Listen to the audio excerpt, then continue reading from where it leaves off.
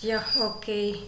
So, good morning, everyone. A warm hello to all our guests, researchers, speakers, and participants joining from different corners of the world.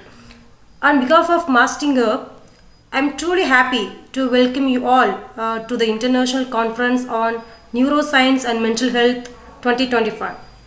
It's going to be an inspiring day filled with insights, ideas, and incredible energy. This conference is more than just session and talks. It's a space where curiosity meets compassion. We have gathered here to explore how neuroscience and mental health connect in today's world and how that knowledge can drive real and human-centered change.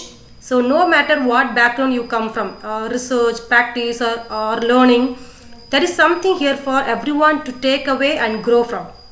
So let's keep our minds open and hearts involved as we move through the day. And just to set the tone, here is the quiet to carry with you. Mental health needs a great deal of attention. It's a final taboo and it needs to be faced and dealt with. So let's face it together with science, stories, and a shared mission to make a difference. So, with that, now I invite our Chief Business Officer, Ms. Suguna, to deliver the conference address and share the vision begin mastering up.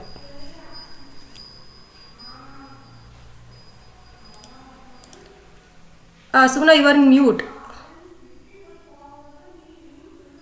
Thank you and sorry for that. Thank you so much, Suganti, for the introduction. And good morning to all esteemed guests, respected researchers, keynote speakers, and participants joining us from across the globe. On behalf of Mastering Up, it is a great honor and privilege to welcome each of you to this international conference on neuroscience and mental health. I would like to start off today's session with a quote that it is said by William James. The greatest weapon against stress is our ability to choose one thought over another. This conference is more than just a gathering of brilliant minds, it is a global platform for knowledge exchange and collaborative innovation. It is here that we challenge traditional boundaries, ignite important conversation, and explore Hello? holistic Baby, now approach work to understand the human brain, emotional reactions, and systematic wellness. Hello? In today's world, where overstimulation, stress, burnout, and daily reality, conversations like these are not just relevant, they are essential. Our aim today is to foster meaningful discussion grounded in science, enriched with empathy, and directed toward creating real world impact. Let's make a moment to share the vision that brings us all together. Mastering Up is not just a edutech platform, it is a catalyst for transforming learning, career growth, and community driven development. Our mission is simple yet powerful to empower individuals with the skill, knowledge, and support they need to thrive in an ever evolving world. So far, we have proudly educated over 14,000 students across 25 countries, delivering meticulously curated program that span neuroscience, psychology, emotional intelligence, digital health, leadership, and more. Our approach is deeply precise to help learning gain preciously that the skill they need at this own pace in this own style. But what truly makes us different is our community first philosophy. At Mastering Up, learning isn't confined to content, it happens through connections. Learners engage with mentors, collaborate in forums, and participate in real world projects, just like this very conference. We are especially honored to feature the work of our distinguished speaker today, Dr. Rajeshwari Ulagadi, who groundbreaking, whose groundbreaking insight into emotional freedom technique (EFT) will shed light on the intersection of psychological science, somatic healing, and systematic detox. As we step into the day's session, I encourage each of you to engage with openness, whether you're here as a researcher, a practitioner, a policymaker, or a student. There's something here for everyone from understanding the role of neuroplasticity and vagal tone to redefine what mental health care would look like in the 21st century. To all scholars, professionals, and young researchers with us, thank you for being part of this moment. May today inspire new research, strengthen network, and contribute meaningful to mental health innovation across communities. We are honored to have with us. Let's make this day one of insight, inspiration, and global collaboration. Thank you and wishing you all a meaningful and impactful conference ahead. Thank you. Thank you, Ms. Subuna, for that visionary address and for beautifully articulating the mission of mastering up. So, all right. So now let's jump into our first keynote speaker for the forenoon session. So, ladies and gentlemen, and dear friends, a very warm welcome to all of you. It's an absolute delight to kick off this exciting morning session on innovation and entrepreneurship in neuroscience and mental health. We are so happy to see passionate minds coming together from different backgrounds, ready to explore how ideas can turn into impact, especially in such an important field. As we dive into today's discussion, let's remind ourselves the best way to predict the future is to be creative. So let's stay curious, be bold with our ideas, and make the most of this amazing platform. Let's the session begin. And before we get started, I would like to take a quick moment to introduce Mr. Ponma Kishan. Let's give him a warm welcome. So, all right, everyone. I hope you are ready for some serious inspiration because today we have the absolute honor of welcoming someone truly exceptional to our session. So please join me in giving a warm welcome, like a virtual welcome to Mr. Ponma Kishan, and independent director, business developer, startup enabler, and learning and development expert. He is a powerhouse of innovation with experience in everything from aerospace and AI to sustainability and startup incubation. From holding degrees in aeronautical engineering to mentoring startups and at HTPI, and even co-founding India's first space-based solar power startup, his journey is nothing short of incredible. Mr. Kishan has built e-commerce platforms in Sweden, guided young entrepreneurs in India, and worked with NASA initiatives, published research, written books, and even broken a Guinness World Record for the world's largest hydro rocket. He is been honored as a mentor of change by NITI Ayog and continues to inspire through hands-on mentoring and strategy building. His passion for innovation and his dedication to empowering others make him the perfect person to lead us into this conversation on innovation, entrepreneurship, and impact. As the quiet host, don't wait for opportunity, create it, and that's exactly what Mr. Kishan embodies every single day. Let's hear it for him. So I would like to introduce to the possible motto of Mr. Ponma Kishan, inspired by his journey in innovation, entrepreneurship, and education. Empowering ideas, enabling impact, evolving together. So I would like to hand over the session to Mr. Ponma Kishan, and also thanks a lot for joining us today, and over to you, sir. Yeah, thank you, Sugandhi, for the warm welcome. It's a wonderful welcome. And good morning, everyone, distinguished guests, respected organizers, esteemed researchers, clinicians, and fellow innovators. So it's my privilege to speaking at this international conference on neuroscience and mental health, especially on 2025, where science meets the purpose and ideas meet the urgent needs of humanity in the current generation, right? So when we talk about innovation in this field, we are not talking about the gadgets or any products alone. So we are talking about something profoundly personal, and it depends upon the human mind as well as the resilience and the vulnerabilities in human mind, right? So the global mental crisis is not a statistics, it's lived in a reality too. So, according to World Health Organization (WHO), 1 in 8 people lives in mental disorder and neurological conditions like Alzheimer's, Parkinson's, and depression don't just affect the individuals, even their families and nearby societies and communities too. So, here lies both the challenging and opportunities where innovation and the ideas can be taken into the field, right? So innovation is not about just technology; it's about rethinking how we can understand them, diagnose the treatment, and prevent these conditions. So when I speak about innovation in especially neuroscience and mental health, it's not about the technology we want to build; it's about the way or the method which we are going to prefer, right? So entrepreneurship is a bridge between the lab discoveries and the real world impact.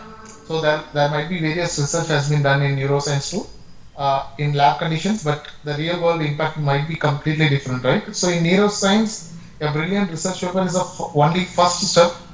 So whatever the researchers are going to present today is a first step which they are bringing into the world. Unless we convert that knowledge into an accessible diagnostic method or affordable therapies or a scalable CAP platforms, it remains locked in the academic journals, right? So since even the research papers what they are going to present today, it's a first step and they want to take it into a scalable model which they can implement in the real world also, right? So entrepreneurs role here is not only to commercialize but to translate the scientific breakthroughs into a meaningful and most ethical solution for neuroscience and mental health, right? So there are some few examples I can tell, like when you are thinking about taking your idea into an entrepreneur journey. So digital therapeutics and you can involve AI. AI is mostly in every gadgets right now. So you can try to implement like how you can use AI for digital therapeutics. So even if we are connecting through virtual conference like this, and if you can able to understand how a person is reacting and how his ability towards the mental health, right? So if we can make such type of applications, that would be a great one. And wearable neurotechs like wearable watches, rings, right? So there are various wearable technology also coming into the field. So something related to maybe when we are using the wearable watches, we can identify how many steps we have gone and what is the heart rate or something like that. So try to bring out something more like into neurotechnology also, right? So that can be implemented with the wearable tech which we can sell into the market, right? So and mental health platforms. So if you can build a low cost and multi-language teletherapy, like teletherapy is nowadays used with even Apollo in India, they are using in a great way. So if you can make a teletherapy and at a low cost, especially for the mental health platform, that would be also one of the great thing. And not only just making a product, and you can also train and educate people. So integrating neuroscience in education and workspace also matters. Building a brain-friendly environment which can improve the learning and productivity as well as emotionally well-being. That's what needed in the current generation also. So those integrating neuroscience with education, and wherever we are having the tough workspaces, that may help uh, to get a successful outcome from the employees or from the student community, right? So working in this domain obviously requires a unique blend of scientific integrity and business perspective too, right? When I say innovation and entrepreneurship, especially in the neuroscience field, so we need to have the unique way of approach, because we need to think about the scientific researchers also, and we need to think about the empathy, like ensures how the solutions are human centric, right? So and also we need to sell those ideas, right? So that's what entrepreneurship will mean for, and how we can take it into a business perspective. That's what we need to think. And remember one thing, like in neuroscience and mental health, faster is not always better, right? When we say like, yeah, we want to solve everything fast and we need to, no, actually, faster is not always a better. Ethics, privacy, and safety must be embedded in the innovation process day by day. So, especially in the neuroscience and health, mental health field of study, we need to think and we need to play a major role in terms of privacy and safety. Also, if we are building the platforms and other solutions to the market, right? So, and this is not going to be a solo race. So, I'm an individual person and I want to go for solo race by innovating myself, by doing business myself, doing sales myself. No, it's the innovation thrives in multidisciplinary way, right? So if you are a neuroscientist, try to partner with engineers, try to partner with the builders, or try to partner with coders who can give multiple perspective on different approach of your ideas, right? So I'm an engineer where I'm having a multidisciplinary aspect.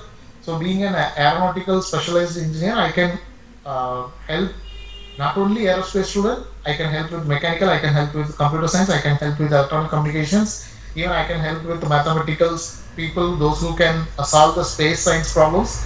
So there are a lot of areas where we can work as a multidisciplinary factor, right? So if you are a neuroscientist and you want to create an application in a which can innovate the mindset, try to collaborate and integrate with the various industries and the people, right? So remember that this is not a solo race, right? So that you need to keep it in mind. Uh, the human brain is always a most complex structure which we known to science. Even you take millions of quantum computing platforms which we build, still human brain is better and most complex structure than whatever the human has built now. So when we innovate in this particular space, we are not just solving the problem, we are shaping for future.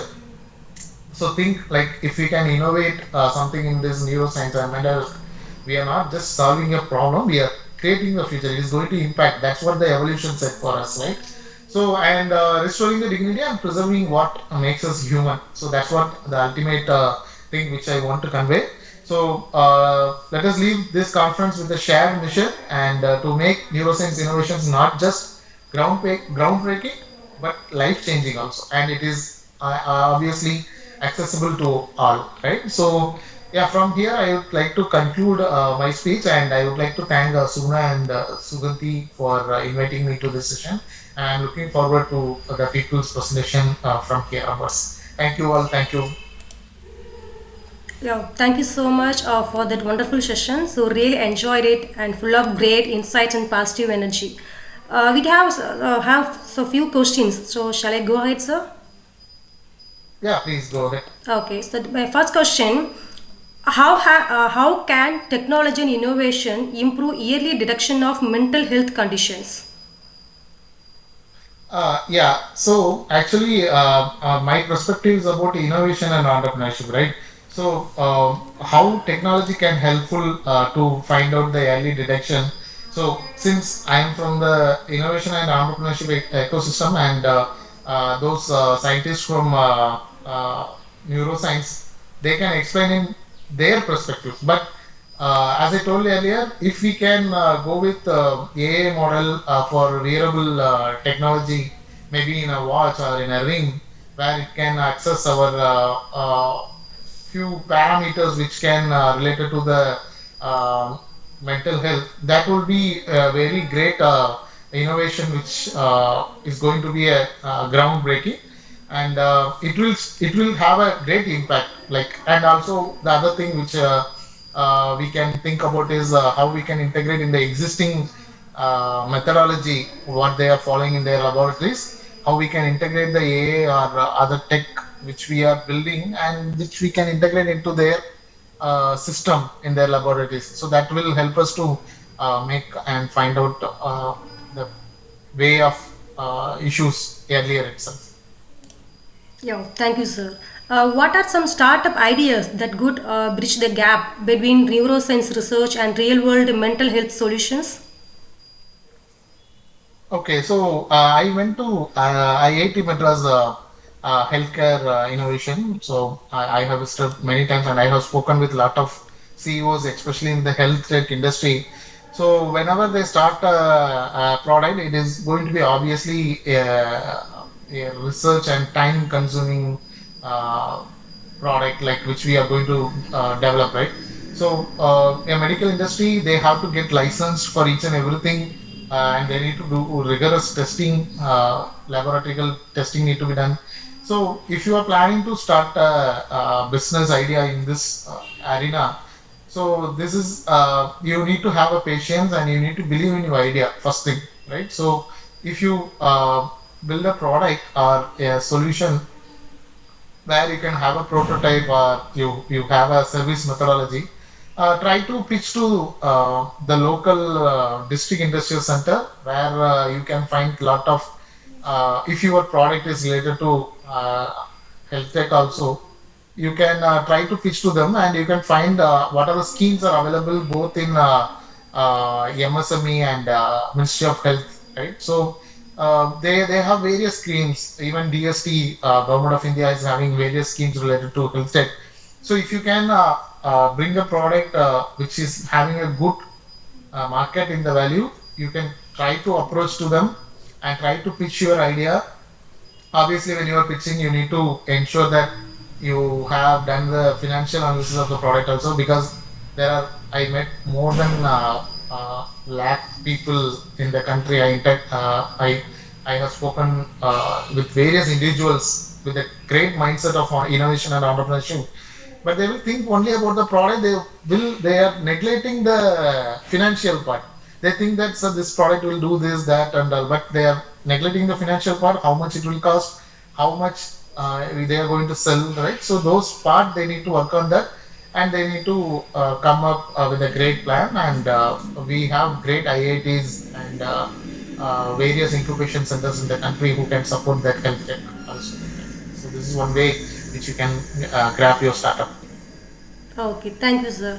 How can entrepreneurs ensure ethical practices while developing neurotech or mental health apps?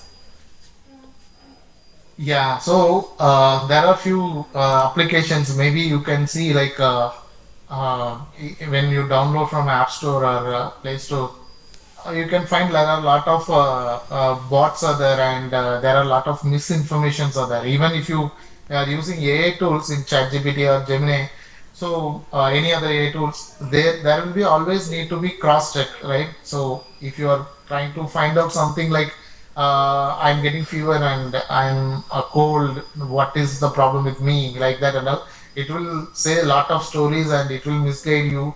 So you need to always cross check with this platform. So when you are making an app or when you are making an educational content or any other related to neuroscience and mental health, as a creator or as a inventor, I should not think in my perspective alone. I should think how people are going to read it, right?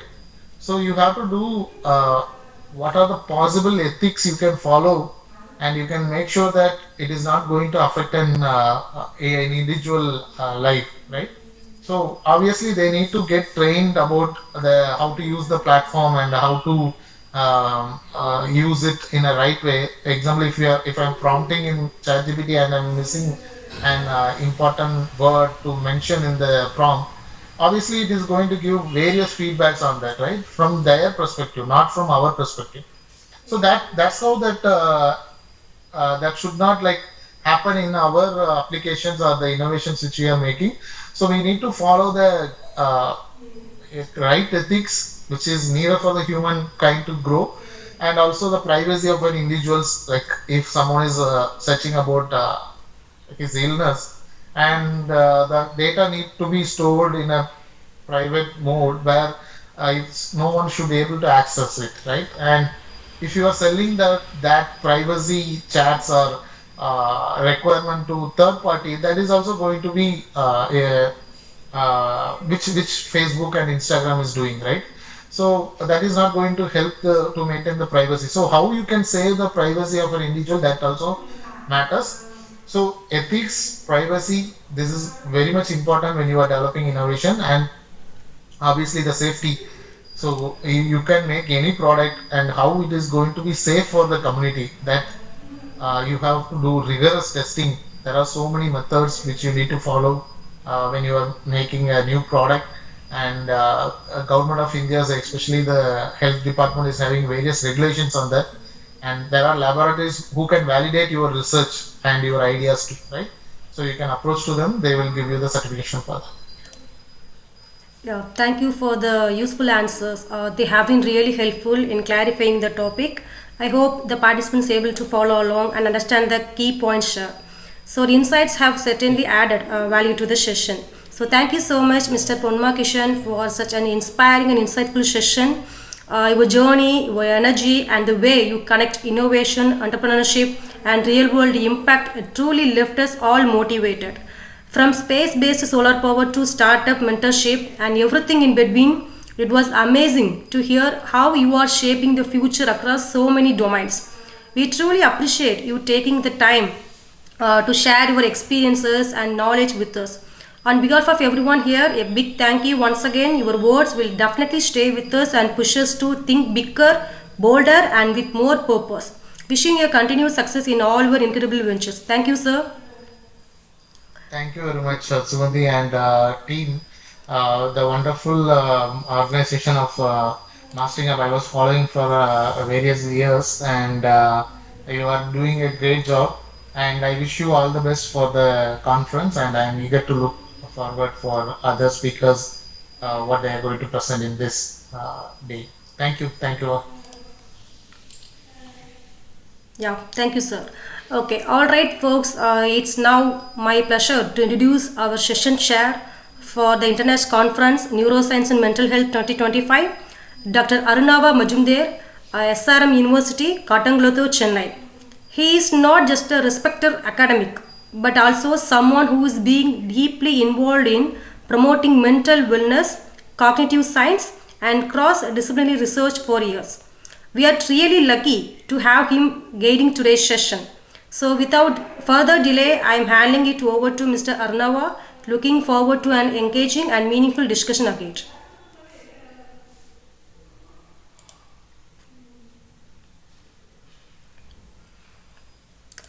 Sir, you are in mute.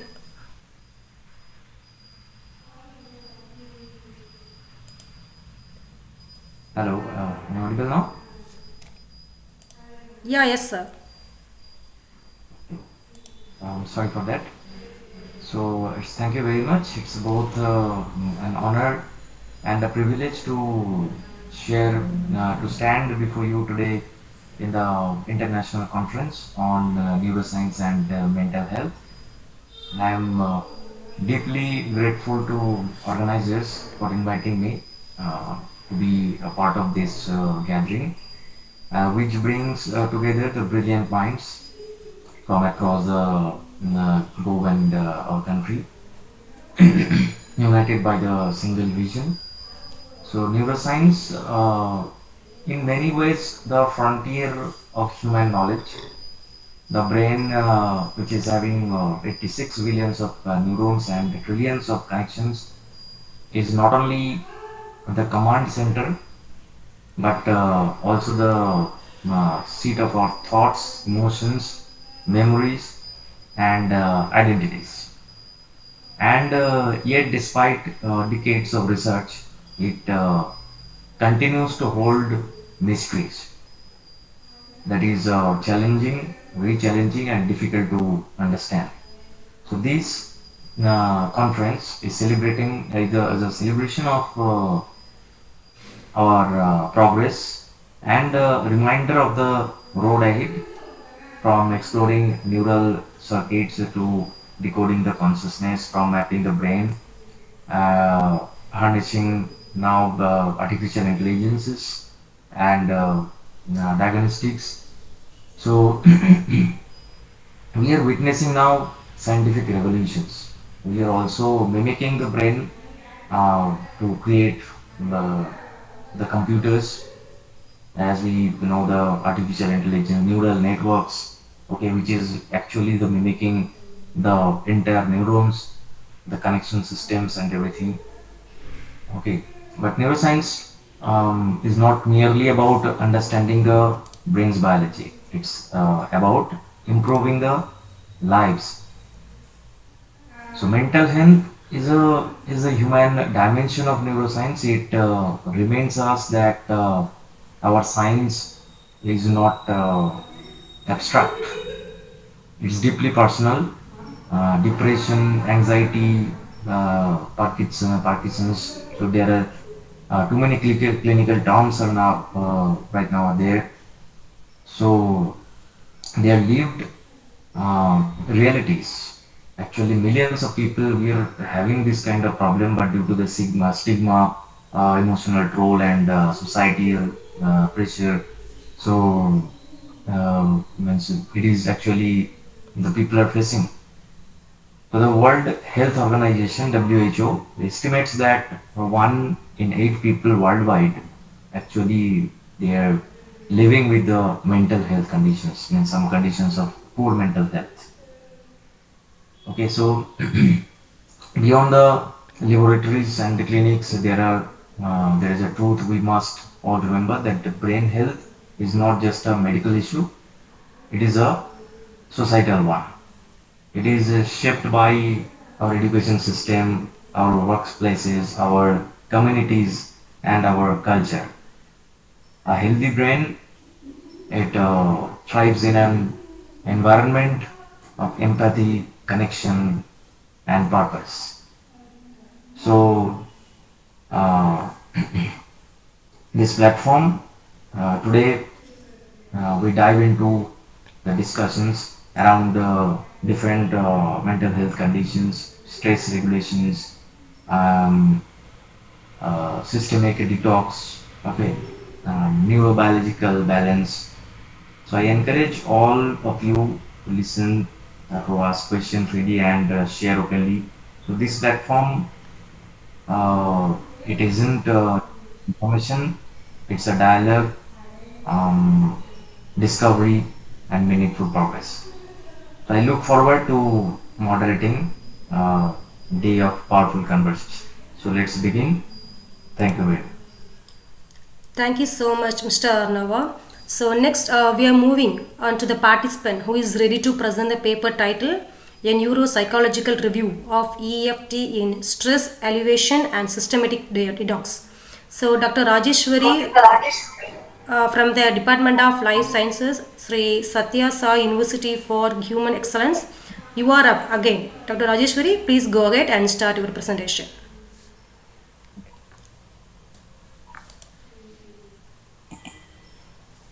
Uh, Good morning, everyone. Am I audible?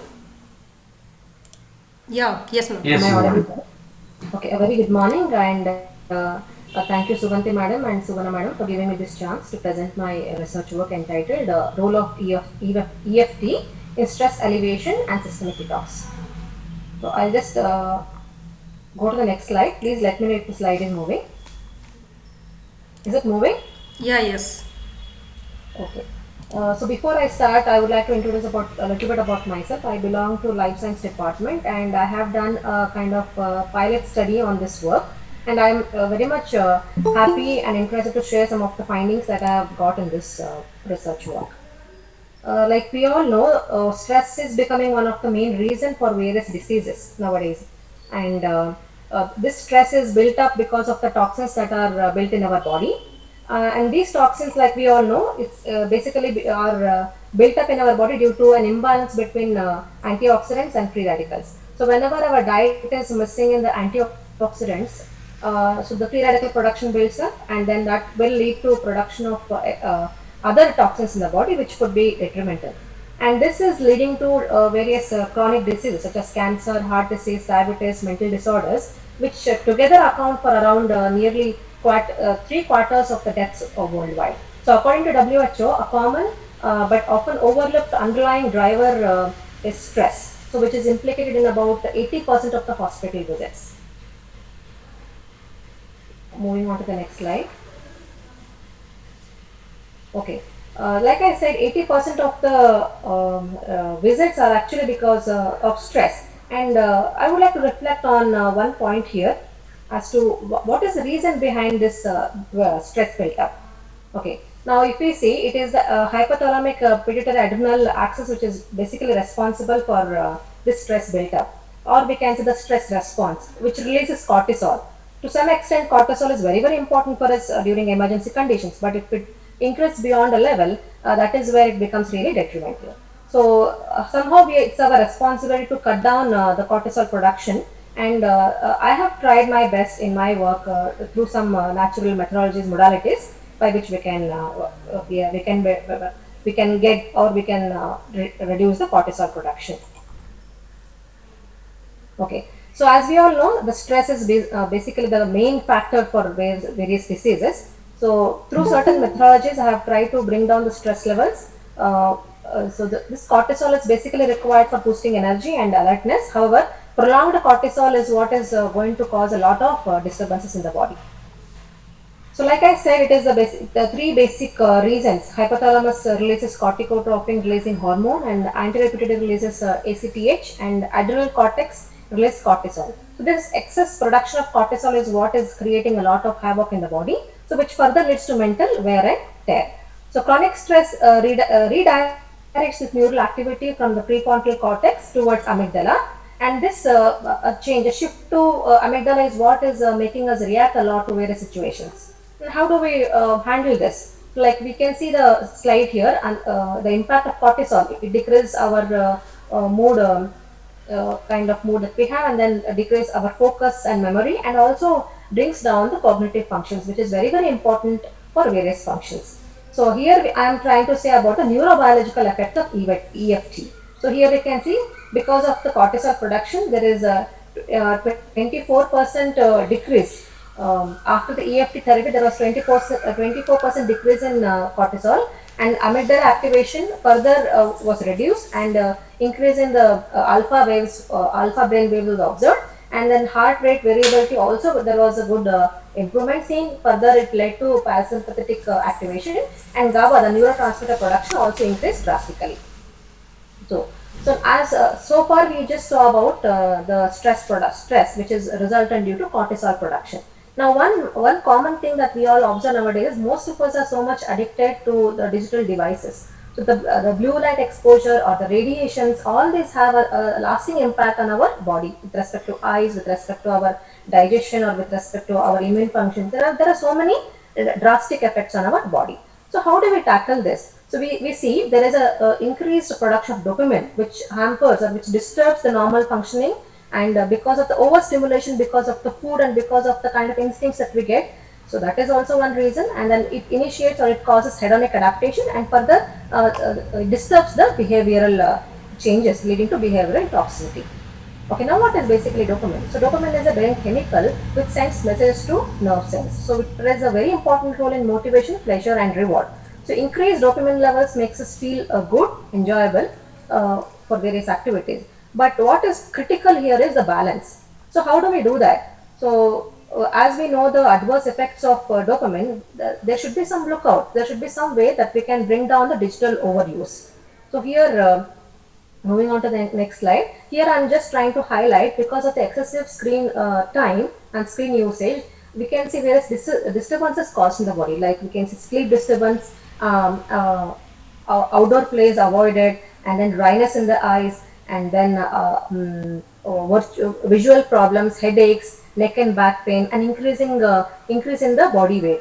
So all these disturbances which are caused due to screen usage leads to various other problems, or we can say it actually predisposes us to various stress-induced diseases. So excessive screen time in children, and in fact in the adolescents and adults, is actually like it's costing us it's costing more, in fact I should say. So how do we recognize the need for digital detox?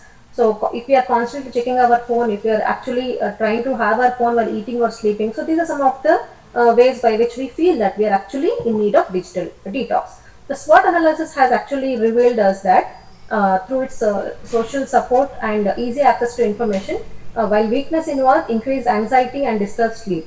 So this is as per the SWOT analysis. And there are some opportunities which lie in promoting healthier online habits and encouraging breaks. Like here I would like to highlight, so how do we do the digital detoxing? Okay, there was a study in 2020 published in the journal Cyber Psychology. it found that taking break from social media for just 1 week, it led to significant improvements in participant well-being. Now, how do we do this? So these are some of the strategies and ways by which we can actually achieve digital detox. So not just these, we can set boundaries, we can actually monitor the screen usage, we can set limits, we can also engage offline, and we can create some tech-free zones. Like at home, we can actually have a tech-free zone at kitchen, at bedroom, or even at a study table. Or certain places, if we actually create a tech-free zone, that is definitely going to help us engage offline, and then we will be able to give our focus and we will be able to do our best. Okay, so like we realize the modern context, the neurochemical fatigue, so which is one main reason for this change, or I can say for taking up EFT as a treatment tool. So how is EFT going to help? It is going to soothe the withdrawal, it is going to recondition the reward system, and it is going to reduce the cravings. So these mechanisms position EFT as a neurobehavioral bridge between individual transition out of overstimulation while creating internal emotional rewards and sustainable neurochemical balance. So here again I have mentioned about the tech-free zones, mindfulness in our life, and further it is going to initiate balanced activity in the brain. Okay, now there are some challenges while doing the digital detox. It could be not accepting this fact. Some of us are so addicted to the phone that every now and then we want to check, and the fear of losing out. Maybe I'm missing out something. This is also one discomfort we can say. And then content availability so much, and time management. So these are some of the I can say limitations, or we might find these are some of the obstructions or obstacles while practicing digital detox. But of course, we can definitely try to bring about some change in our daily routine by using certain apps to check the screen usage, or in fact mindfully taking a break in between sessions. Through these we will be able to overcome the obstacles. Okay, now here I'm highlighting more on my study, that is on EFT. So what is basically EFT? EFT is a tapping technique. It's a non-invasive technique which is quite famous these days because it targets both psychological and physiological aspects of chronic stress. It targets emotional processing while stimulating the nervous system through specific meridian points. So this protocol was developed first by Gary Craig in the year 1990 initially. He actually used it for overcoming certain phobias and post-traumatic stress disorders. He further simplified this technique, and he made it so practically applicable that we are using this technique almost in every era these days. So, like I said, this approach basically involves tapping with fingers at different points in our body.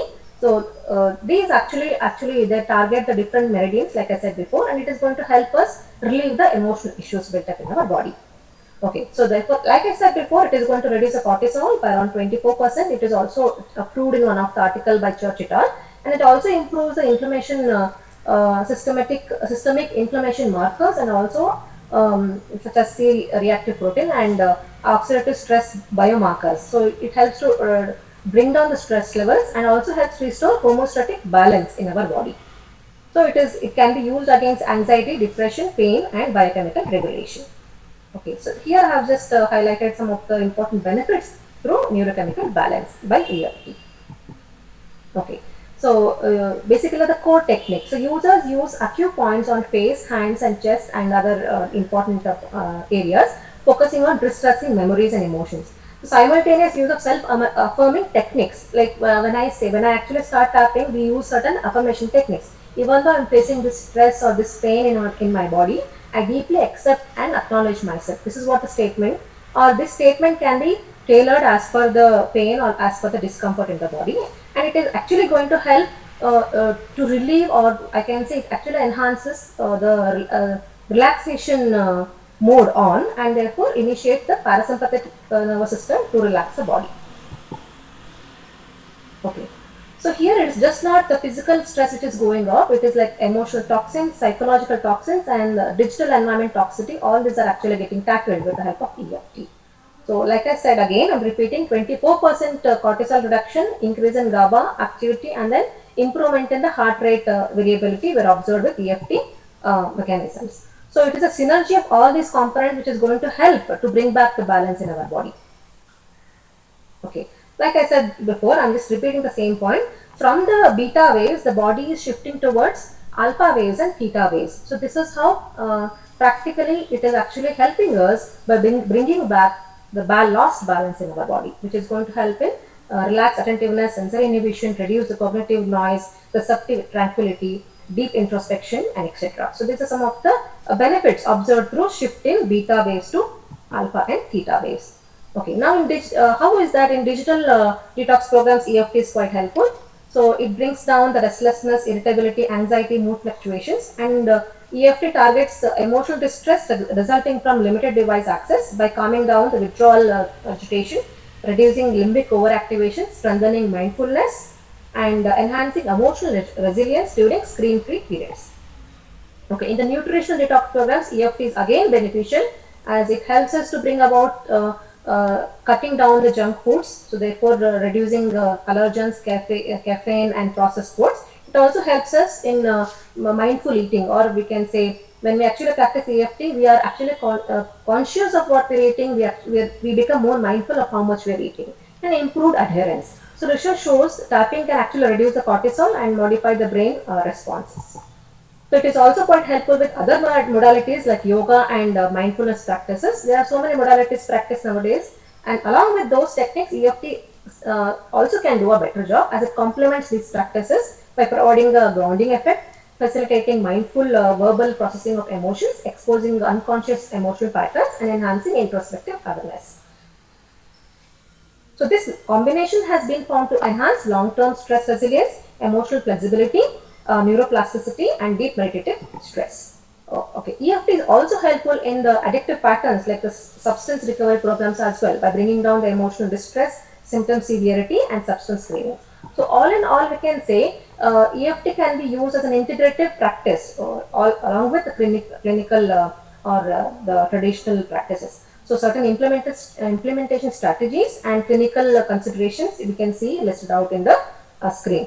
So initially we can introduce this technique as a complementary technique, and then it can be used as self-help tool, and we can incorporate into group therapy settings, and also use as a preparatory technique before moving to a trauma work.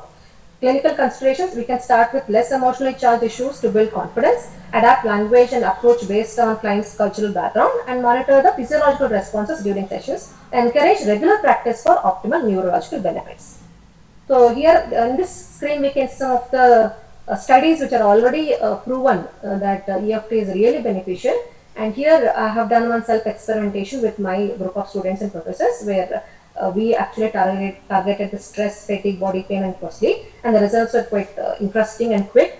And for intense pain and with repetition of EFT, it was needed, and we found significant results. So, as the academic field also has a amount of stress built up, so this technique has proved to be of a greater help. Okay. So in this modern world, EFT can be used as a very quick and easy tool which is going to help us with neurological impact, contemporary relevance, and integrative potential. So all in all, I can say with continued research and application, we need more longitudinal studies. With that, EFT may become as a cornerstone of 21st century with 21st century approaches to emotional detoxification, neurochemical balance, and holistic well-being.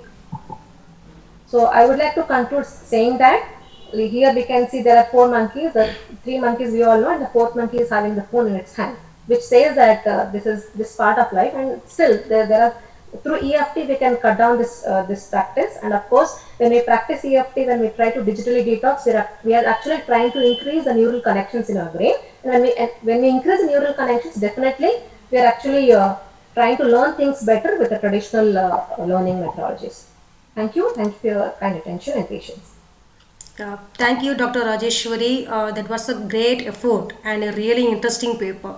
So now I would like to invite Mr. Arunava to share his thoughts and evaluate the paper. Sir, please go ahead with your conversation with the participant. Okay, thank you very much. It's a great presentation. So I would like to ask a very few questions, not much because it's a great study. Okay, so so first question is you have discussed about the blue light effect.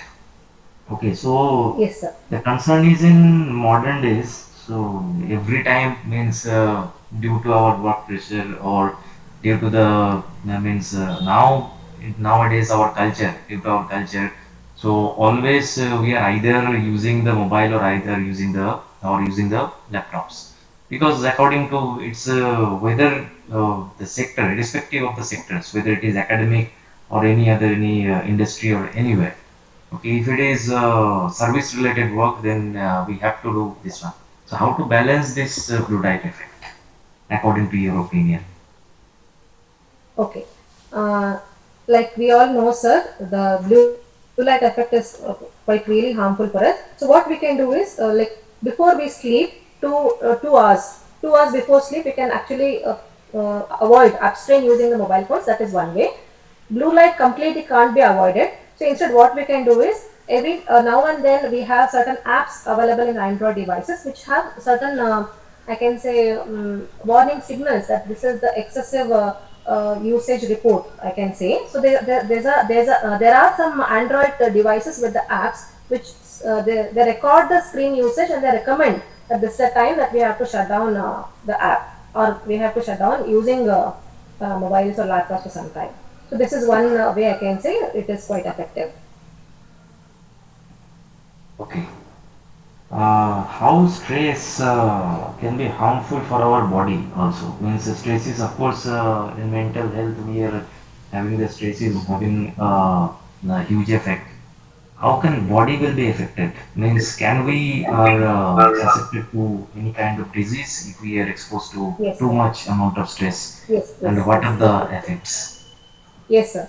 Like I said, the free radical production is increased in the body, and if the diet is balanced enough, we can counterbalance the excessive free radicals produced in the body. But if there is already excess free radicals, that can actually increase or it can predispose us to various stress-induced diseases like cancer, diabetes, heart disease, and arthritis. So these are some of the stress-induced diseases that the body is predisposed to because of the excess free radicals produced due to stress.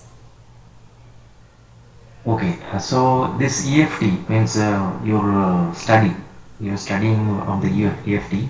So how this EFT can be effective in reducing the stress? Is it very effective? Yes, sir. Like I told that we have done experimentation study at our workplace. By tapping these different points, what we actually do is we actually release the pent up feelings and then we also try to bring back the lost balance in our body. Or in fact, we can say whatever emotional trauma we have, okay, that when we actually say these statements, those statements are going to help us release all the pent up feelings in our body. So this is majority of the diseases are because of this mm, trauma which is inside our body. When we release that trauma, we are actually helping ourselves bring back the lost balance. Okay, okay. Now, one question about your research work, a direct question. So, what is the methodology? Means it's means how have you means taken the data? Data is it numerical or means numeric data you have collected, or it is totally qualitative? It means that your methodology. I'm talking about the methodology of your research. Can you please discuss about it? Timing, I have done a pilot study, sir, with the qualitative results I can say, but I'm Mhm. proposing for a quantitative study as well. Okay. So this is my proposal actually. I have got some results with a qualitative setup, wherein with Okay. a set of students and staff I have done it, and I've seen drastic improvements in their behavior outcomes. But I'm proposing Mhm. for a longitudinal study as well. So have you any idea or any means type of methods so that you can your qualitative study you can generate as a quantitative form? Means Yes, sir. any methods are there? Yes, Yes. What I are the definitely methods? have a plan for it, but I haven't standardized the protocols yet because once I get all the required processing done, then I will go for a planned longitudinal study, sir. But this is just a short-term study that I had done. It's just a pilot study I had done, and I could see Qualitative. some results. Yes. Okay. Okay. Thank you very much. It's a great presentation. Thank you so much, sir. Thank you, organizing team, for giving me this opportunity. Yeah, thank you so much, everyone, and big thanks to our session chair and all the participant. There was such a great evaluation and brilliant questions from you all, and equally amazing answers. So love the energy and interaction. So thank you so much to all the guest speaker and the participant. Such a great pleasure having you all with us today. So, big thanks to everyone who made the international conference on neuroscience and mental health so engaging and insightful. Your presence, energy, and contributions truly made it special. So, love the discussions, the ideas, and the spirit of collaboration. A good shout out to our amazing session chair and keynote speaker. We hope you had a great time learning and connecting. Your support means a lot to us, and we are really grateful. That's a wrap for this session. But we are not done yet. We will see you in all again in the next afternoon session. So, see you soon. So, thank you so much, everyone. Thank you, guys.